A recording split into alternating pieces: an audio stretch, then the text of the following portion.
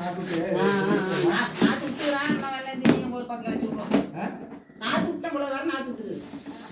எது மிளகு வேற பாப்பா அந்த குடைங்களுக்கு சிறுகாய் வாங்கிட்டு வந்தா மிளகு வேற வரைக்கும் போகுது.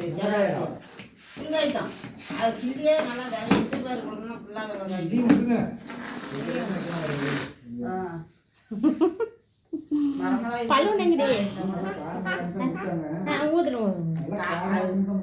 அந்த சிறுகாய் மிளகை நான் நாட்டு